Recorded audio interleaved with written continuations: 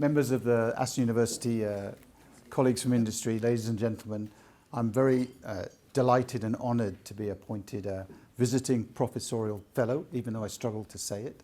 So for the last 40 plus years, I've been working the majority of that time either as a customer or a provider of services and working in the services community.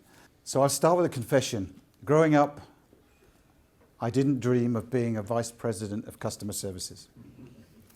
But nor did I dream of being an astronaut or a fireman. My passion and what I wanted to be was a geologist.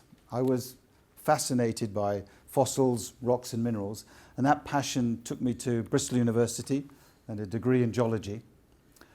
And then my world came to an end because I graduated when the oil price was at the lowest it had been in living memory, and nobody needed geologists. So, as you do, I joined the Air Force. But I didn't stay in the Air Force for a number of reasons. The main reason was there was a cold wind blowing through the military at the time, and it was called outsourcing. And the Conservative government in the late or in the 1990s had began privatisation and outsourcing of state activity. So, on the basis that you can't beat them, join them. In 2001, I joined Thales, and I joined to be responsible for a bid that we were doing with several other industries for the first, what was then for us, an advanced service contract, which was the first availability contract for a helicopter fleet. But I have to say my first experience in industry was slightly discouraging. This isn't the actual factory at Crawley. It was worse than this. It was a 1930s bus depot that, and I'm being generous, had been converted into an industrial facility. And in a corner of a facility a bit like this was a few desks that were called the Product Support Department. We weren't even a services team at the time. And it was really the dull part of the business. It didn't actually provide much in terms of revenues for the business. There was very little senior management oversight or interest. And it was completely ill prepared for the contract that I was bidding on and about to win. And so it came as something of a shock when we did win it, and we then had to go through a transformation.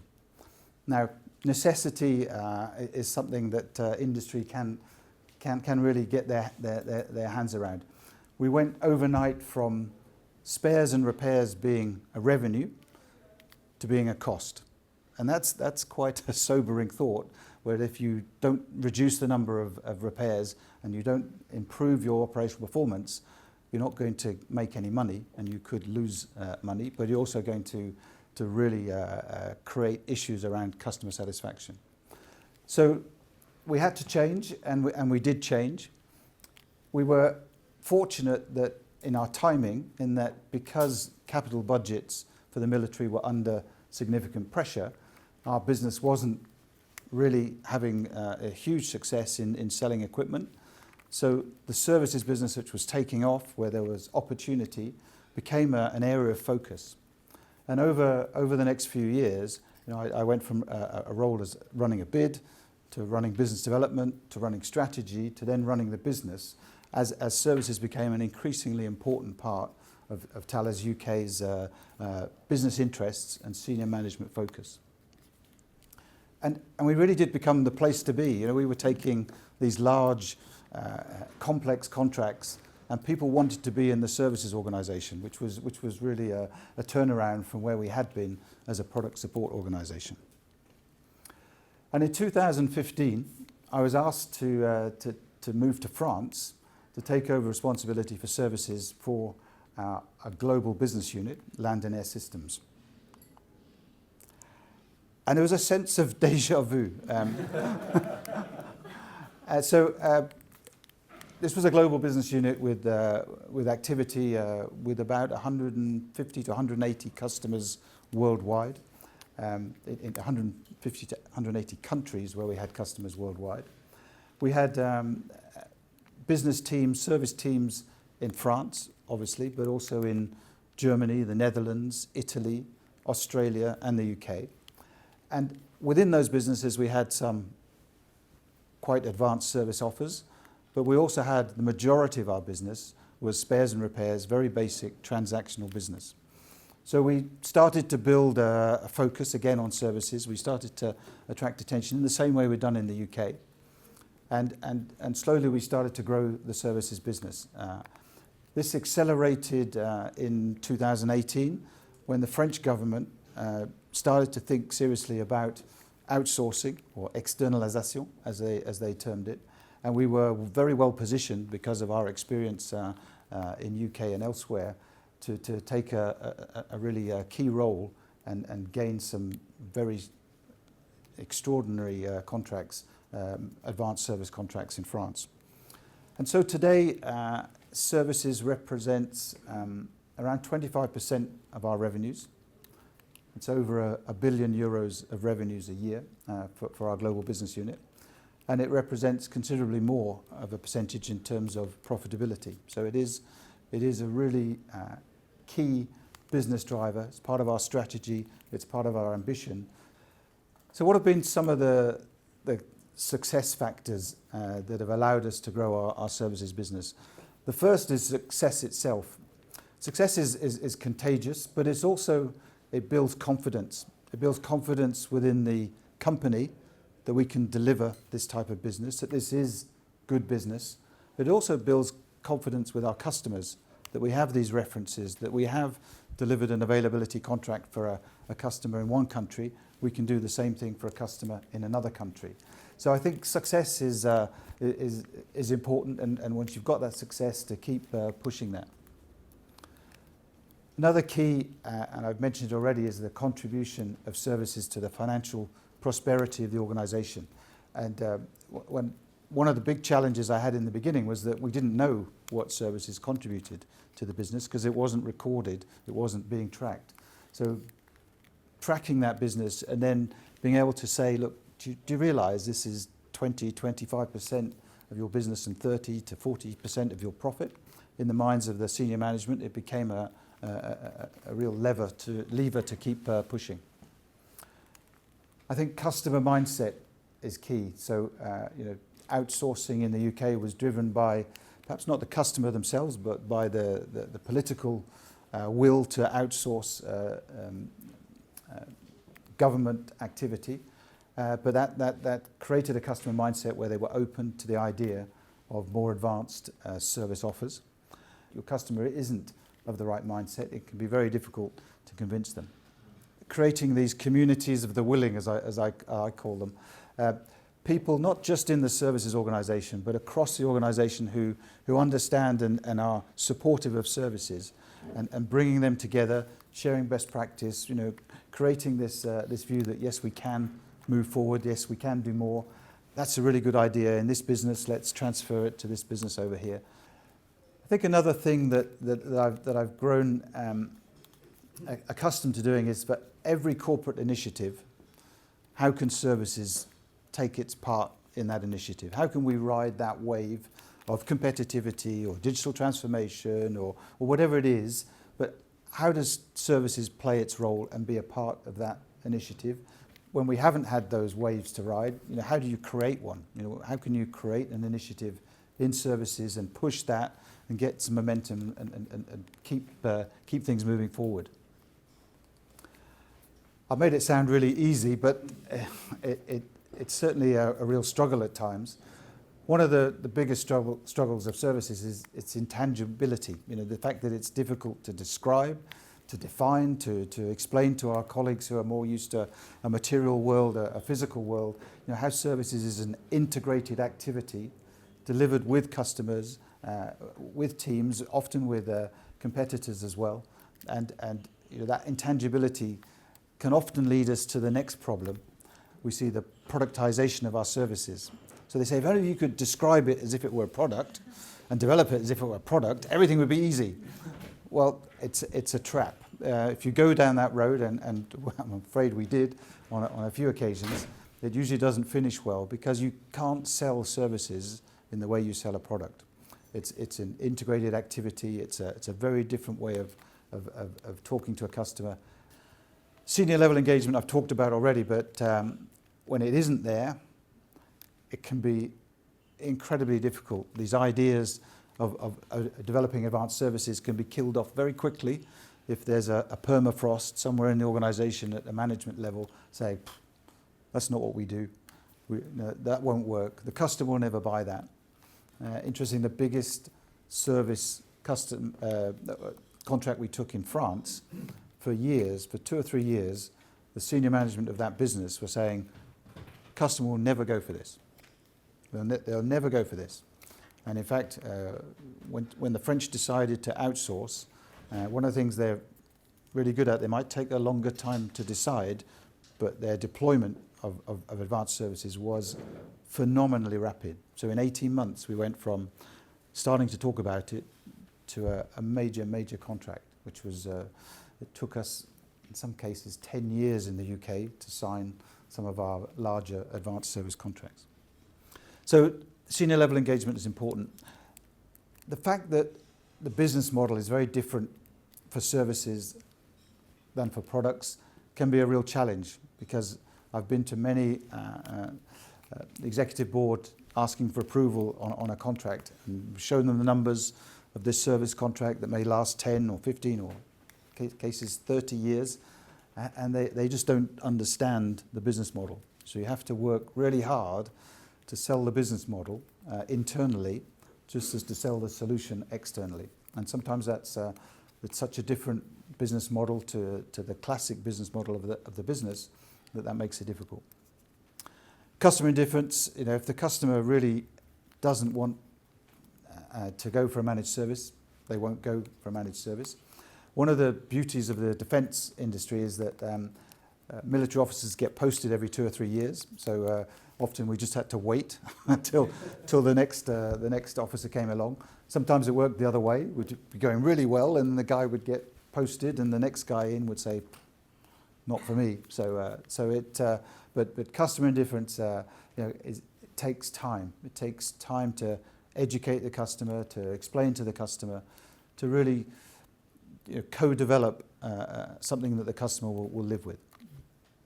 And then user and operator and maintainer interference. Sometimes we've had real challenges where that community says, no, this is, you're going too far. This won't work. We don't feel safe, or we don't feel that we'll have autonomy if you give all this work to somebody else. And that has often led to us embedding the military maintainer into our support solutions, to have a mixed workforce. It's even in some cases, some extreme cases, led us to having sponsored reserves who are employees of industry, but if required, become members of the armed forces in certain operational contexts. So working against that can be a challenge, but there are definitely creative ways around it. Organisation. What is the best, and is there a perfect organisation for services? Should it be a separate P&L? Should it be a horizontal team serving several product lines? Should it be embedded in the product line? And my experience is that all of those can work and all of those can fail. So for me, there is no perfect services organisational model. I think if you want to grow your services business, then a separate services P&L organisation is more effective, is more dynamic at that. But I think as we move towards the future where we have more products sold as a service, then you will need a more integrated service and product organisation. So really organisation is one of those things. I think you just have to keep tweaking the organisation as you start to see the unintended consequences, and you have to say, how do I address that? And it's not necessarily through organisational change. Business capture. Should you have a dedicated sales team for services, or is it okay if you have one sales team that does products and services? So my thoughts on this is that ideally you should have a dedicated sales team, but that's not often practical. We work across so many countries and our sales teams are dispersed across many countries. We can't have duplicate sales teams for the services activity. So we generally have a single sales team that covers both products and service sales. But they are two very different skills. And I think where we've drawn the line is that when we have a major advanced services contract to bid on, we create a project team with a sales team, but also a capture team with the right skills. How do you contract legally for advanced services? How does the finance work of advanced services? So you have those skills we tend to move around the business to have the best people working on our advanced services. So wouldn't it be great if once you kicked this all going, it was like a perpetual motion machine and you never had to do anything more and it would just keep growing? Unfortunately, I haven't found services like that. You have to keep reinventing, you have to keep communicating, you have to keep pointing out the benefits to the company of services. So I said I'd talk about emerging trends, but I'm conscious that for some industries, their emerging trends are probably, some of these have already emerged and are well developed. But there's some reasons in the defence industry why some trends are only just emerging and why they may be different for each industry sector. So the first of that is around data. So the military has obviously been quite cautious about sharing their data with industry, but also to have any mechanisms of data sharing means there's a vulnerability around that data. So they've been quite autonomous and they wanted to maintain a tight grip on their data because a lot of it is classified. So there tends to be a number of constraints as to why data-driven services are only now emerging. And they're emerging now because cloud technology and edge technology is now at a level where it can provide the necessary security to share that data and develop those ideas. And our military customers are certainly accelerating their enthusiasm and appetite for how they can use data more efficiently and how that can feed into data-driven services. It's the same for predictive maintenance. So the military's gone through the classic from corrective and preventive maintenance to on-condition maintenance, but we've been a bit stuck on this next step about predictive maintenance because it requires connectivity and it requires you to be in real-time connectivity with assets that perhaps are deployed and perhaps don't want to be detected. We have examples now. We have developed predictive maintenance in the military, and I think that will be something that will grow in importance over the years. I think the next one is something that's crept up on us a bit. It's this: we've been a hardware company. We make stuff, but increasingly our hardware is defined by software, and as it becomes more defined by software, the level of maintenance around that software starts to become quite important. And frankly, we haven't been ready for it. We haven't prepared for that.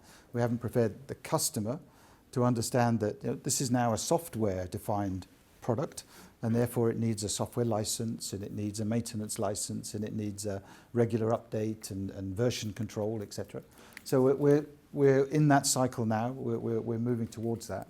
And it has a flip side that as our hardware becomes less important, so there's a decline in our traditional support revenues. Equipment is more reliable, but also more software defined with fewer moving parts. Evolution of business models. So we've seen the evolution to advanced services, and now we're seeing the next evolution towards as-a-service business models. One of our business lines is really in that transformation now towards a global software product, software-defined product that will be sold on a license basis across the world, and that is a huge change to that business. It's not a change to the service department. It's a change to the whole way that products are designed and developed and engineered for being delivered as a service. It's a culture change, and as you all know, culture change is the hardest change to drive through an organisation.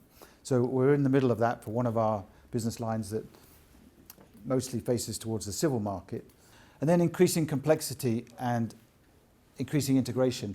We're seeing that in a number of ways in services. So we're expected now to work much more closely with industry partners, because the days of having individual contracts for your bit of equipment on an aircraft are behind us. And what customers increasingly want is a single global contract for the support of an aircraft or a system, with all of the suppliers sitting underneath either a prime contractor or a joint venture that's providing that guarantee. So it's a very different integration model for us. And as advanced services are more integrated with customers, we have this sort of two-way level of integration. As the recent study that the ESRC study showed, that services revenues is becoming a more increasing part of our business, and our strategy and our ambition has to gear up to allow that to happen.